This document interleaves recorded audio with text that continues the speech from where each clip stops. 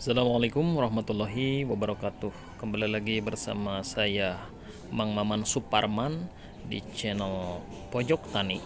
Di video kali ini karena sedikit banyak membaca pertanyaan dari para pengangguran pemula tentang apa sih bedanya tunas bud dan tunas air gitu ya. Apa sih bedanya batang primer, batang sekunder sama batang tersier. Nah, di video kali ini kita akan bahas secara terperinci ya. Mudah-mudahan ini bisa dipahami oleh teman-teman semua, terutama teman-teman pengangguran yang masih pemula. Baik, di sini saya punya 2 pohon anggur ya. Baru kembali ditumbuhkan kembali karena sebelumnya tidak beratap ya, jadi terkena jamur cukup parah, tapi alhamdulillah bisa tumbuh. Ini katanya akademik, tapi entah benar atau salah, mudah-mudahan valid ya ID-nya. Kalau ini transfigurasi, ya mudah-mudahan benar ya.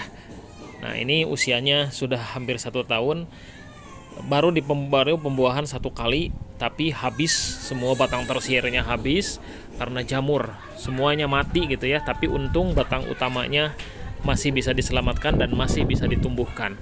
Kalau ini transfigurasi, kalau ini akademik ya. Nah, yang pertama kita akan membedakan mana yang disebut dengan yang disebut dengan tunas air dan mana yang disebut dengan tunas bud. Tunas air dan tunas bud itu biasanya digunakan untuk pembentukan batang tersier anggur ya.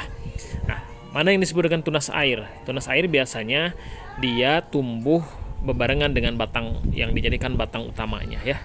Hampir setiap batang anggur yang tumbuh dia akan membawa tunas air, begitu seterusnya. Nah, tunas air itu seperti ini ya. Di setiap ketiak daun ketika batang ini tumbuh, dia akan tumbuh juga di setiap ketiak daun tunas-tunas baru ya, seperti ini. Atau seperti ini ya.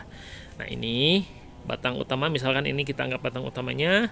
Nah, ini di setiap ketiak daun tumbuh tunas-tunas baru. Nah, ini namanya tunas air. Coba di batang ini juga sama, hampir semua ketiak daunnya ya. Ini tunas air. Kemudian ini juga sama, tunas air ya. Di setiap ketiak daun pasti ada tumbuh tunas air. Nah, ketika tunas air besar gitu ya, tunas air besar, di setiap ketiak tunas air ini juga nanti akan tumbuh tunas air baru. Begitulah seterusnya, secara alami pohon anggur menumbuhkan daun gitu ya, menumbuhkan daun dan batangnya. Nah, ini tunas air. Terus mana yang dimaksud dengan tunas bud atau bud ya? Nah, tunas bud ini sama posisinya, masih di ketiak daun, tapi dia tidak tumbuh. Biasanya dia hanya seperti apa ini, batu ya tuh. Nah, ini yang kecil ini namanya calon cikal bakal tunas bud. Di setiap daun pasti ada gitu ya. Ini juga. Nah, ini tunas bud ya. Nah, ini juga sama ya, tunas bud. Hampir di setiap daun ada. Nah, ya. Nah, ini juga sama ya. Ini tunas bud gitu ya. Tunas air dan tunas bud ada di setiap ketiak daun, dan biasanya tunas air pertumbuhannya lebih cepat beriringan dengan dimana tunas tersebut dengan batang, dimana tunas air tersebut tumbuh. Nah, untuk pohon anggur, tunas air apakah perlu dihabiskan? Mungkin itu jadi pertanyaan untuk para pengangguran pemula ya. Kalau menurut saya, tunas air itu jangan dihabiskan. Nah, pertumbuhan tunas air pada suatu batang anggur itu lebih baik jangan dihabiskan, apalagi terutama ketika kita melakukan pembesaran pohon anggur ya. Pada masa pembesaran pohon anggur, tunas air ini akan membantu fotosintesis, mengolah makanan gitu ya, nutrisi yang nanti akan dibutuhkan oleh pembesaran batang ini. Jadi tunas air ini akan membantu pembesaran batang ini, batang utama. Tapi dengan catatan kita harus membatasi pertumbuhannya, karena kadang batang utama bisa kalah dengan tunas air ini ya. Batang utamanya, batang tempat tumbuh tunas air ini bisa kalah dengan tunas airnya gitu ya. Sehingga salah solusinya adalah dengan membatasi. Misal membatasinya dengan 5 daun, 7 daun, pokoknya dibatasi minimal 3 daun gitu ya, atau 7 daun gitu ya. Batasi, dipotes gitu ya. Ketika tunas air ini besar, potes. Muncul lagi tunas air baru, potes lagi. Begitu seterusnya. Dengan memelihara tunas air, maka pertumbuhan batang utama nanti akan semakin besar. Kalau batang utamanya sudah besar, ya ini akan membantu mempercepat proses persiapan untuk pembuahan anggur teman-teman gitu ya. Nah, seperti itu. Jadi dengan melihat video ini ya mudah-mudahan teman-teman bisa membedakan mana yang dimaksud dengan tunas bud, mana yang dimaksud dengan tunas air. Kalau melihat video-video yang di YouTube, mungkin ada sebagian pengangguran yang menghabiskan tunas airnya.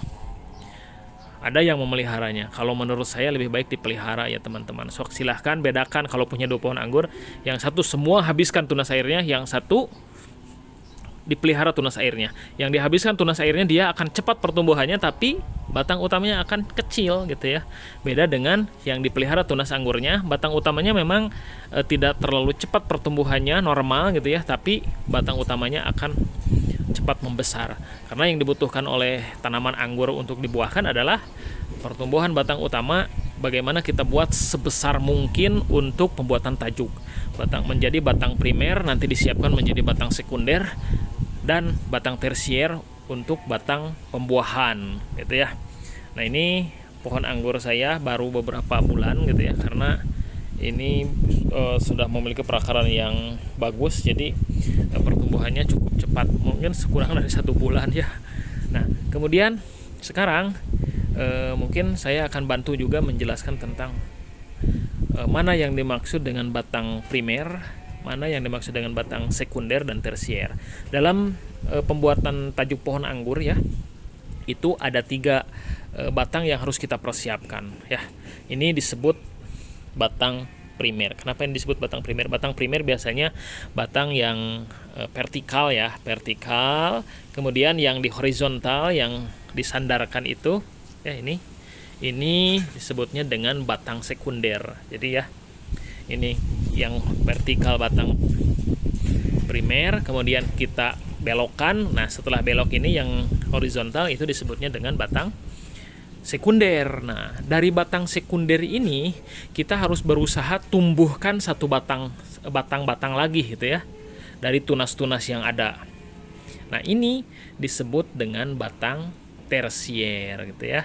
Jadi batang-batang yang tumbuh pada batang sekunder itu disebutnya dengan batang tersier. Nah, batang tersier ini bisa ditumbuhkan dari tunas bud dan atau tunas air gitu ya. Tunas air biasanya lebih cepat.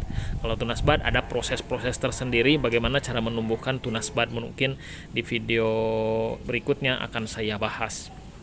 Nah, tunas air ini harus dipelihara sebaik mungkin gitu ya, harus dipelihara dengan baik.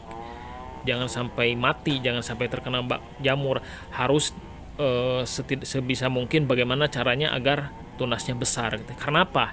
Karena tunas tersier ini adalah tunas yang selamanya akan digunakan untuk pembuahan gitu ya. Nah, tunas-tunas ini ya, ini akan dijadikan tunas pembuahan terus-menerus. Nah, biasanya tunas ini nanti akan berwarna coklat, semakin besar semakin baik. Ketika sudah berwarna coklat, itu artinya si tunas air ini dia sudah siap untuk pembuahan gitu ya. Dan batangnya biasanya minimal sebesar sedotan itu sudah siap, warna coklat minimal sebesar sedotan itu sudah siap untuk dibuahkan gitu ya. Nah, saya ini pembentukan tunas tersiernya saya usahakan dari tunas bud. Nah, tadinya saya hanya memelihara tunas air saja, ingin memelihara tunas air saja. Tetapi ketika ditumbuhkan, ternyata tunas tersier ini membawa bunga ya, seperti ini. Banyak yang membawa bunga, jadi saya biarkan saja lebar ya. Jadi biar tumbuh ya, mudah-mudahan ini juga ada ya. Ya, mudah-mudahan bisa tumbuh. Nah, tunas tersier ini ingat dia akan menjadi tunas pembuahan secara terus-menerus berkelanjutan, mungkin bertahun-tahun. Nah, caranya gimana? Nah, ketika ini sudah besar, nanti ketika dibuahkan ada proses pemotongan gitu ya, dengan teknik-teknik tertentu. Nah, Ketika sudah dilakukan pembuahan, ini bisa di potes susun ulang lagi, dia akan tumbuh lagi, bisa dibuahkan lagi. Begitu seterusnya selama pohon anggur ini hidup dan selama dunia belum kiamat.